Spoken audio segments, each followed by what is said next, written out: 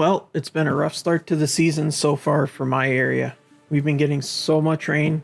I can't complain too much though, since we needed the rain, but it's been made getting into the yard to do anything pretty tough. And Will, the backyard Canuck, come along as I struggle through doing what I can in between the rainstorms in the yard.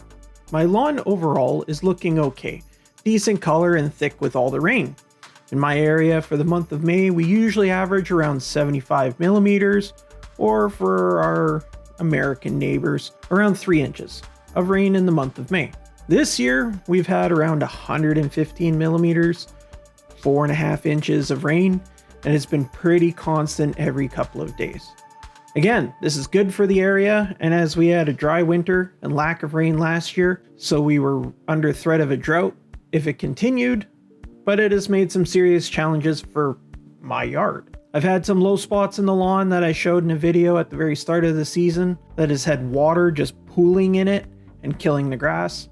Combine that with the fact that with the work and the kids' activities, I haven't been home to cut the grass while it was sunny out or dry at all. And now the grass has got so long, certain areas are up to a 200 millimeter or around 8 inches tall that the grass would never dry anyways. So I had to bite the bullet, cut the grass while it was still wet, and try to get it done in between rainstorms. Now with it being so wet and long, I hate to bag the clippings, but this time I had to.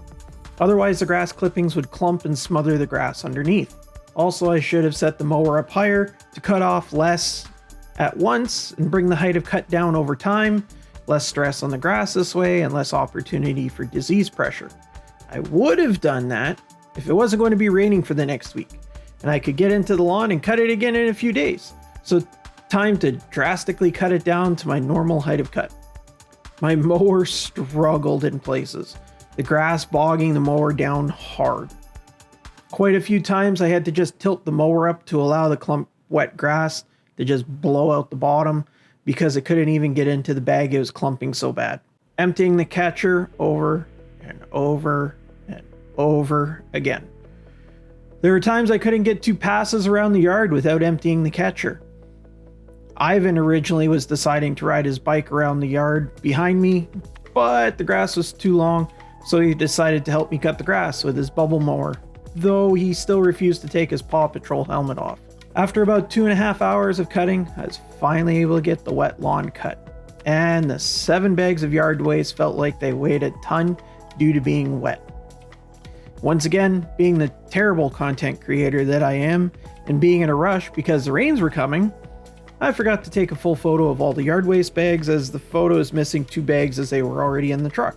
Now, after getting the yard waste bags loaded in the truck and the mower put away, I decided to get some trimming on the trees and shrubs done with a few minutes left before the rain hit. So it wasn't going to be a hard pruning at all, just clipped off a few dead small branches, a few smaller branches off on the weeping birch, a couple of small dead branches on the common lilac, which is getting ready to bloom, a small branch off our autumn blaze maple, a couple of dead branches on the Miss Canada lilac that I had got my wife last year or the year before, I can't remember. And a few small branches on the hydrangea, which seems to be struggling this season a bit, though it is on the edge of the soppy ground, so that might be part of the reason. Also, while walking around the yard pruning branches, I would have loved to spray for weeds as well, but with more rain coming, it would have just washed off anyways, so I'll have to hope for a few drier days when I am home to get out and spray the yard. I did get out and do a quick granular fertilizer of Scott's Lawn Food to get some nutrients into the lawn and make uses of the rain coming. Still, following the research I talked about in my last lawn video, following Dr. Shaddix and the research papers he talks about, I tried to stay away from any kind of extras in the fertilizer.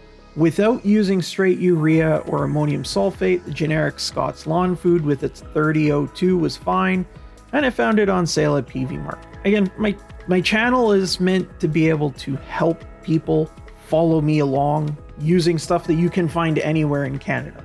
My goal this year was to do the granular fert once a month, then do a spray of fertilizer and iron once a month, but spaced around 2 weeks after the granular. The idea being, just as the granular would be starting to trail off, peak look in the lawn, I would add the spray to keep it looking better until the next granular app. I don't have the spare time with my job and family to get out and spoon feed my lawn like some people, so I'm doing the best I can with what I have.